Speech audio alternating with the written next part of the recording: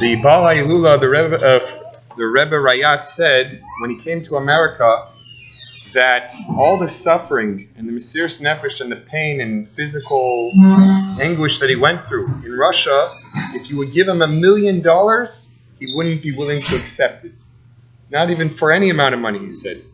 He said, on the other hand, if you would come to him, I must actually flip the order. He said like this. He says, if someone would pay him $1 million on behalf of all the Mesiras Nefesh, in merit of his Mesiras Nefesh, he wouldn't sell it. He says, on the other hand, if you would come and you would say, are you willing to suffer for what you went through? I'll give you $2 million. He says, I also wouldn't take it.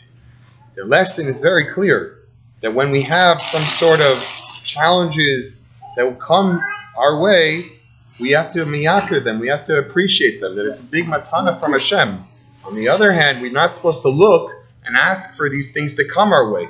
We say in our davening every day, right when we start the brachos, we shouldn't come to challenges and tests or anything that could embarrass us or the like. But if we already came our way, we're supposed to thank Hashem that we stood the test.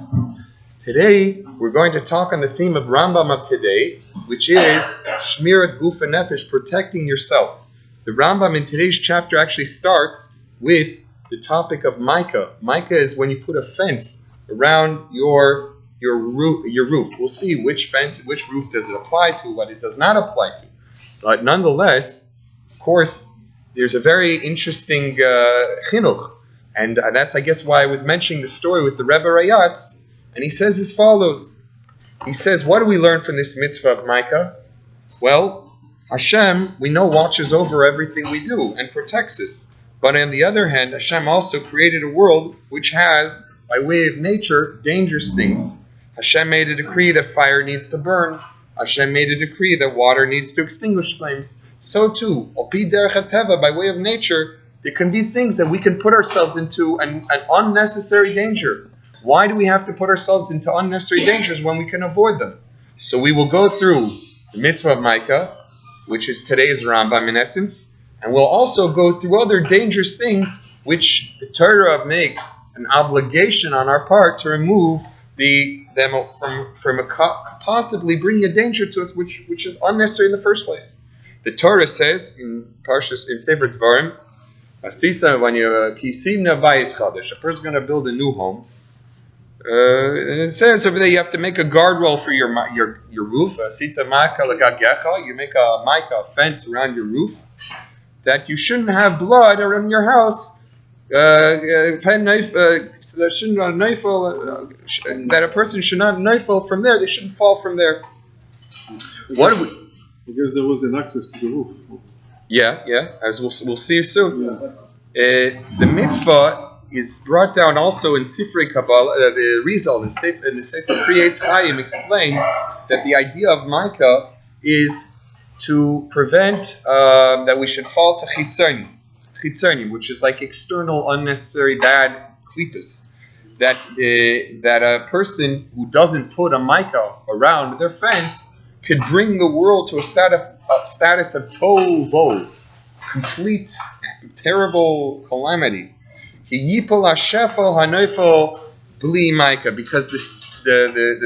what we're supposed to receive, the shefa that we're supposed to receive, if it doesn't have a proper mic on it, it could fall on unnecessary bad places and cause bad things. Now, the many questions that people ask on Micah are when we make a bracha. Another question that people ask is if you're not the one that's building it, do you still have the mitzvah? Are you fulfilling the mitzvah? If you have a non-Jewish worker building it, are you fulfilling the mitzvah? So we'll go through some of that, and then we'll learn about how the Micah needs to be made, and of course if it needs to be made on windows or on a swimming pool or in things which are not necessarily your actual roof. The Torah does specifically say on your gagecha, on your roof.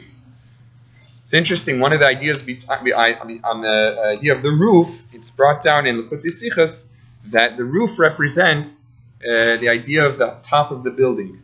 And just like we know that the top of a building is something which represents the highest part of a person, but it could also refer to their ego, because their ego could get on top of them. So we need to have a makkah, a fence around the roof, so we shouldn't fall, as the Torah says. I mean, you say you should put a fence around the top of yourself, not to allow your ego to pull you down and make you fall. Now, going to our question that we asked, does the mitzvah of Micah, what is it? What is the obligation? So, according to this simple approach, it seems to be that if you'll fall off the roof, and the person could endanger himself, therefore we have to have a Micah around it so he shouldn't fall. So the Maramshik learns out from here that a roof which generally, although you have access to it, but it's so rare that someone will actually go on this roof, then you don't need a Micah, you don't need to build a guardrail around it. That's what the Maramshik says. He was one of the Talmidim around the times of the Chassam Sefer. Talmidim of him, not his exact contemporary. However, when we look in other poskim and we look in the more, in the sense of the Shulchan Aruch and the Alter Rebbe Shulchan Aruch, the Alter Rebbe Shulchan Aruch does not imply that I'm sorry, let me just correct myself. The Maramshik implies that the Micah obligation is on any type of fence, any type of roof. It says you build a roof and you have to build a Micah around. But the Alter Rebbe and others don't imply that. Actually, they imply that only if it's actually somewhat common that you'll use the roof, then you need to make a Micah. In the wording of the Alter Rebbe, he writes about, he says as follows, Bayit Otzer, Bayit Bakar, V'Teven Pturim. He says that if it's not a livable place, for example, it's a place where you put hay and the like, cash and things that is used for animal food. Ein ragilus klal lishtamish al gageh. There's no. It's not common for people to use the roofs of these buildings, these edifices. V'lechein gagin shalom, and he says those are exempt. Then the Alter Rebbe continues. V'lechein gagin shalom p'tum. Therefore, also our roofs are also exempt. What does it mean? Our roofs are exempt because people weren't accustomed to go on them. So I guess if you have a roof which is so unlikely that you'll go on it, maybe potentially you could get a way of going on it, but it's just unlikely. Then it would be exempted according to the Alter Rebbe and many other poskim that the Alter Rebbe takes from. And then also in the halacha it says that a house which is not 4 by 4 amas, which is approximately 37, it's 36, but it's a little more than 36 square feet. According to the Zionish, it's even much more than that, it's over 40 square feet. They would also be exempt because it has to be 4 by 4 amas. It's brought down that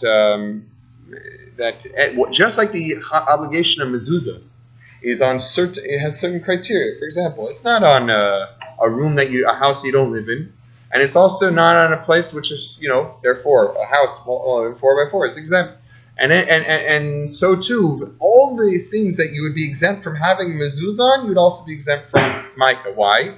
Because they're interconnected. The purpose of Micah is usually a bayit dira. So when we don't have an obligation mezuzah, then automatically we probably, most of the time, unless it was maybe a restroom or something where you have like a roof that you could go on or something. But other than that, usually when there's no obligation of mezuzah, there's also no obligation of Micah as well. Now, the bracha that we say on Micah, it's not brought in the Shulchan Aruch, but it is brought down in the Rambam of, this is in Hilchos Brachos of the Rambam. He writes that the bracha is lasos Micah. Why is it a question what the bracha should be?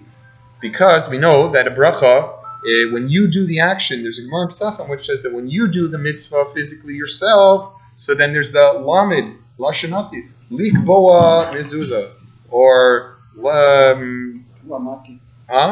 lasos Micah, to build a Micah, right? But when it's being done maybe by someone else, or the mitzvah can be done by another person, like or the mitzvah is not done necessarily right away, like bir chametz, we don't make the bracha of lit. Rather, we say al. That's why the bris milah, the bracha that a moil says is alamila. You don't make the bracha alamulas ben. And unless you are the Rambam says, if the father does do the bris, then he does make that bracha. But when it's allowed to be done through another person, we also don't make it with a lamed. But here, usually the person that's supposed to build the Micah is the one that makes the bracha. The owner is the one who's supposed to do it. So the bracha is lasos Micah. And that's why that if someone else makes the Makkah for you, so then the bracha is al asiyas Makkah, on the building of a Makkah. Now, that brings us to a question, because most people today are not necessarily the best handyman that they can build their own Makkah. At the end of the day, a Makkah is a strong fence that if you lean on it, you won't break it, and you could, that means it's a professional job done by a builder. And many times the builders, even if the Jewish person is the one who owns the company, he might have non-Jews that are building the fence for him. So what? Then we don't make a bracha. What do we do in that case? Are we even fulfilling the mitzvah if it's being done by a non-Jew? So this is a question that's brought down, and it's a big argument. You have the view of the Machna Ephraim, who was a big Rav in Turkey. He says, it's like many of his chidushim on these laws of, the Choshen Mishpah. He has a discussion on it where he says that if you have a goy building a Makkah for you, you can still make a bracha. And the reason he says is because it depends how you're hiring the goy. There's kabbalah, there's a form of hiring someone where you're paying them to just do the job, and then there's a way of paying them by paying them a schir yom, paying them by the day. What's the difference between the two? When a person is a kabbalah, so usually there's more leniency on Shabbos to allow them to do a job if it's not done in a place where Jewish people are passing by. The guy is being paid to build a house, and you tell him build it, and there's not Jews in the area, so it could be even done on Shabbos. The guy is just doing his job you're getting paid to do the whole job. But if you're paying him by the day, and you say, hey, I want you working 7 days a week, and I'm paying you each day, that would be a problem of paying him Sachar Shabbos, paying him for Shabbos. So that would be, where we see a clear difference between the two. And even, by the way, if you have him working in a Jewish area, it could be a problem, even if you have Kabbalahs. Whatever, we're not going into this whole topic of its own. But we see from here the idea that Kabbalahs is where a person is paid for the general job. Sachar Yom is where he gets paid for the day. So if he gets paid, let's say, for the day, so there's a rule that Maise Yadav Kamaise Balabayis. The owners, the hands of the worker are like the hands of the balabais, of the owner, the Jew, and therefore, according to this view, he says you can make a bracha even though someone else is doing it. Can you name the last name? So the Chassam Sefer holds that the way to do it, because when do we make the bracha? At the end of the day, if we're making the bracha, should it be said 2 hours before it's finished? When do we finish? So the Chassam Sefer says the bracha is recited over Las Yasin just before the mitzvah is done. Right. And therefore he says the Makkah Achroina, the last hit, the last blow is when the mitzvah or the chiyuv, the obligation of making the bracha, should take place. And therefore that's so what I think could be done in the best way is you could have a guy start it until, I guess, means drilling in the bolts or something. Would imagine then you could make the bracha if you're the one who can, they can allow you to finish the Makkah B'Patish, the last thing. Then you could also make the bracha. Well, there's no bracha. Because we know that if you do a malacha on Shabbos, even if it's you did the last thing, it's like you did the whole malacha, even the Makkah B'Patish. Even though that it was all done, 99% was done until now by someone else. You did the last thing. Not that they would be exact if they did stuff previously, but the last thing is like it was a nigma al yadei, finished by him, and therefore the bracha would also be able to recite. On Sukkah there is no bracha. Well, we don't make a bracha on Sukkah. It's another, as the bracha is mainly on the sitting in the Sukkah, whatever the reasons may be. Yeah. Okay, now regarding is there a chiyuv, is there an obligation to remove other types of dangers? So it's brought down, Shulchan Aruch, and the Rambam says it as well today, that if you leave your fence, if you leave your roof unfenced, a place where a person could come, and you left it unfenced, you transgress the mitzvah of building a makkah, and you transgress the law of lo tasim damim, that you're not allowed to place blood on your property. And also the law of lo tasim damim Bebeisecha, do not place blood in your house. So what do we see from here? That it's not just a micah. Anything where there's potential cause of injury or death to another person, you are transgressing on the law of leitasim damim bebeisecha. So therefore, what comes out is that we need to be very careful on any type of danger that we leave over. We would be obligated on. So if you have a broken car, or and someone is gonna maybe drive it because you left Honda. They have all these a million recalls. The brakes don't work when you press. Who knows what? You could cause if people get sued millions of dollars. Mm-hmm. So or billion maybe. Who knows? So what do we see? So you have a complete obligation to remove any type of danger that you potentially left over for other people. So too, if you have a ladder, a rickety ladder, you'd have to ensure that it's either fixed or removed. So too, if we're talking about a place where little children have access to going in there, there would be an obligation to ensure that the children won't be in danger. Is there a mitzvah to make a bracha when we put up a fence around, let's say, a swimming pool? After all, if you have children that could potentially go there, would it not be that you're fulfilling a mitzvah that you shouldn't place blood in your house? Well, the answer is we don't necessarily make a bracha just because it's a loisase. The mitzvah is that you should place a makal gagecha on your roof. What does that imply? That a swimming pool, even if you have an obligation to put some sort of safety thing around, either covering it from the top or surrounding it from the sides, but that doesn't mean that you make a bracha because it's not a micah of your gag, of your roof, which the Torah specifically speaks about. So you have to. That's a different thing. Yeah, but you don't have a way of teaching every kid, and maybe the other kids could come in. The Rambam says that he's also mevatel mitzvah say. That's right. He says in all of the cases, if you have a michshol of any sort, right. So it's not just a lo sase. You're mevatel the mitzvah sase, but where you're mevatel the mitzvah. So therefore we should make a bracha. We don't make a bracha if it's not gaga, because what does the Torah also say? Asita maka lagagecha. If you look in the Tariyah, first of all, the Rambam also says in Hilchos Sekanis that you don't make a bracha on the thing which is for your danger. The Rebbe has a whole question in Likutei Sichos about it. Why is it that we're making a bracha altogether by Micah for a fence? After all, isn't it to prevent a danger? How can you make a bracha in the first place? I mean, this is a question that's asked over there, and why we make a bracha? It's explained over there in Likutei Sichos Chelik Beis, Parshas Kiseitzi.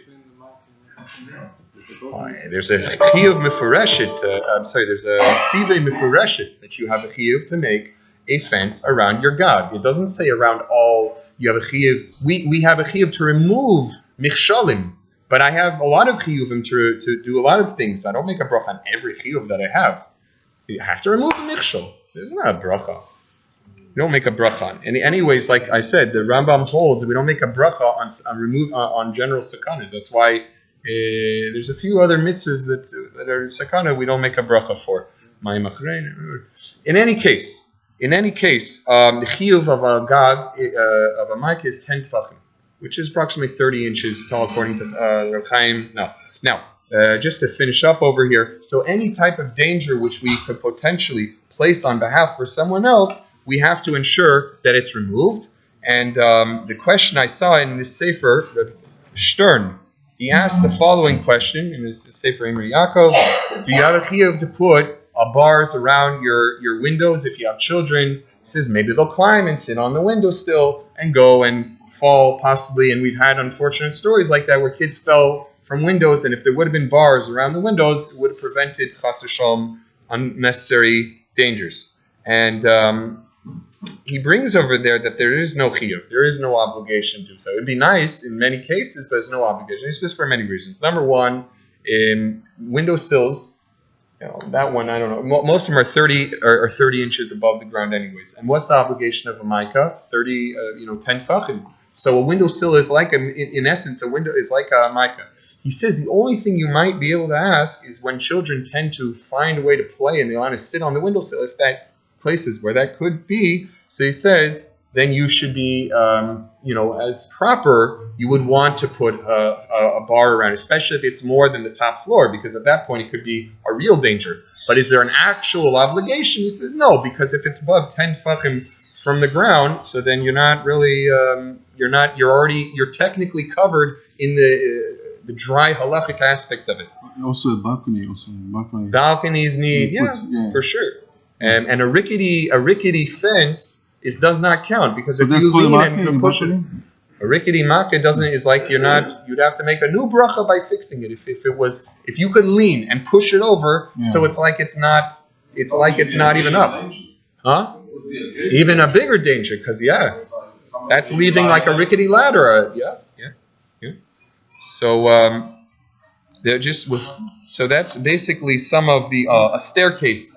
Do you have an obligation to put a makkah or an extra staircase around, let's say something like this, where you have a staircase where it's not fenced from both sides?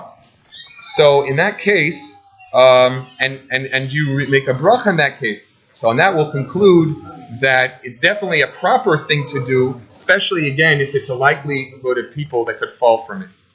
So we should avoid dangers at all costs, as the Friedrich Rebbe says, that we shouldn't sell for Mesiras Nefesh or unnecessary things for any money in the world.